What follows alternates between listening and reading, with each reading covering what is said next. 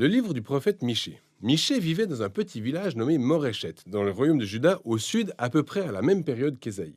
Le royaume du nord et du sud d'Israël étaient séparés depuis longtemps déjà, et chacun d'eux violait l'alliance avec le Dieu d'Israël.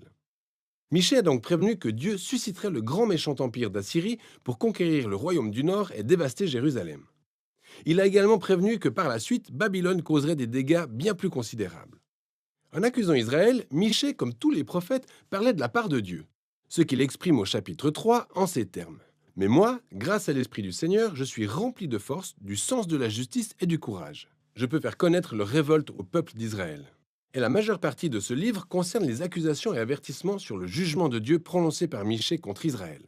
Mais pour contrebalancer tous ces avertissements, Michée avait aussi un message d'espoir présentant la restauration comme une autre facette du jugement de Dieu. Et en allant dans les détails du livre avec nous, vous verrez comment tout ça doit se dérouler. Les deux premières sections du livre couvrent les accusations et avertissements de Michée à l'encontre d'Israël et ses dirigeants. La première partie s'ouvre sur la présence de Dieu décrite poétiquement alors qu'elle apparaît au-dessus d'Israël. Tout comme ça avait été le cas au mont Sinaï, elle s'accompagne de feu, de fumée et d'un tremblement de terre. Sauf que cette fois, il n'est pas venu pour sceller une alliance, mais pour exercer son jugement sur Israël, coupable d'une rébellion continue depuis plus de 500 ans. Michée énumère même toutes les villes et les grandes cités d'Israël qui servaient de nid de vipères pour l'ensemble de cette rébellion, car Dieu viendra régler leurs comptes. Mais pourquoi donc? On voit que Michée trouve le moyen d'aller provoquer les dirigeants d'Israël à qui il reproche de s'être enrichi par le vol et la cupidité. Il fait allusion à l'histoire d'Akab qui s'est attribué le vignoble familial de Naboth dans 1 Roi au chapitre 21. Il y a aussi le fait que même les prophètes d'Israël se sont compromis. Ils se font une joie de promettre la protection divine à tous ceux qui ont les moyens de les payer. Ce à quoi Michée dit un grand non, car Dieu a retiré sa protection à Israël. Dans la deuxième section d'accusation, Michée détaille davantage à quel point les dirigeants et les prophètes d'Israël se sont tous rendus coupables de graves injustices. Ils font régner la corruption dans tout le royaume et vont jusqu'à contourner la justice pour favoriser les riches, pendant que les pauvres se retrouvent privés de leurs terres, de leurs acquis et de tout espoir.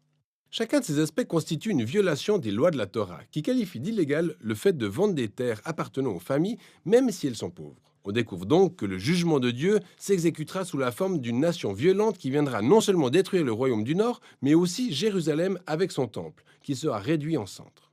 C'est vrai que ces avertissements sont effrayants, mais les choses ne s'arrêtent pas là. Chacune de ces sections d'avertissement s'achève sur une surprenante promesse d'espoir. Il y a tout d'abord un poème décrivant Dieu comme un berger qui va sauver et rassembler son troupeau représentant les fidèles rescapés de son peuple, qu'il va tous ramener vers de bons pâturages et avec qui il rétablira son règne.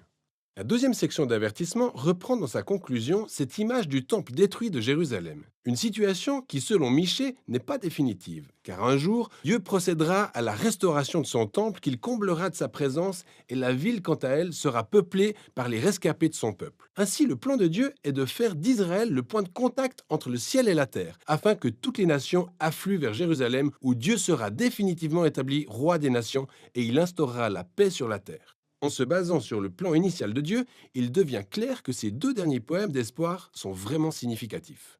En fait, la prochaine section du livre les développe davantage dans une série de poèmes magnifiquement conçus dont le seul sujet est l'espoir à venir pour Israël et les nations. On y découvre qu'après l'attaque assyrienne, Israël sera vaincu par Babylone qui l'emmènera en exil. Mais après ça, Dieu rétablira son peuple et le ramènera sur ses terres. Et on apprend la venue dans la Nouvelle Jérusalem d'un nouveau roi messianique issu de la lignée de David, qui naîtra à Bethléem, puis régnera à partir de Jérusalem sur le peuple de Dieu réhabilité. Et pour finir, les fidèles rescapés du peuple de Dieu deviendront cette source de bénédiction parmi les nations, au sein de ce royaume messianique de Dieu, même si pendant ce temps, Dieu exécutera sa justice finale et ôtera le mal de son monde. La dernière section du livre reprend le schéma initial d'avertissement suivi d'un message d'espoir, exactement comme dans les premières parties du livre. Michée dénonce à nouveau les pratiques économiques abusives des dirigeants d'Israël en pointant du doigt les conséquences dramatiques que leurs actes infligent au royaume ainsi qu'à ses habitants. Et c'est là que Michée s'exprime en se servant de ses propos désormais célèbres, illustrant ce que représente le fait de suivre le Dieu d'Israël. On t'a fait connaître, ô homme, ce qui est bien. Et ce que l'Éternel demande de toi, c'est que tu pratiques la justice, que tu aimes la miséricorde et que tu marches humblement avec ton Dieu.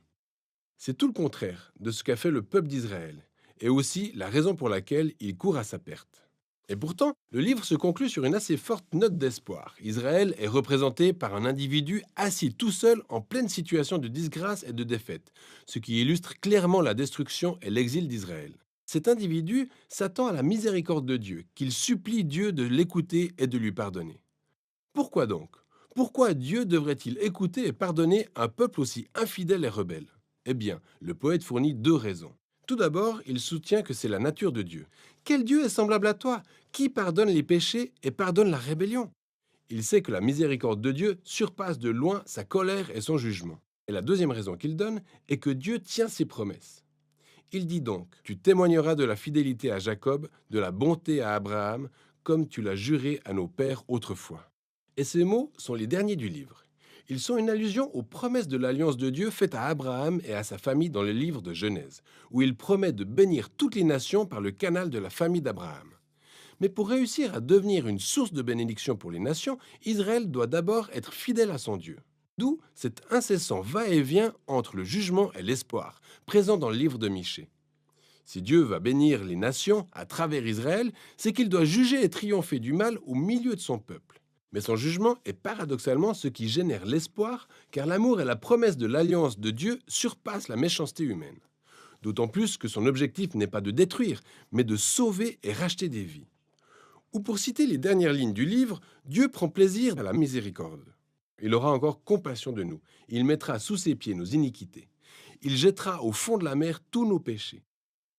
Voilà ce dont il est question dans le livre de Michée.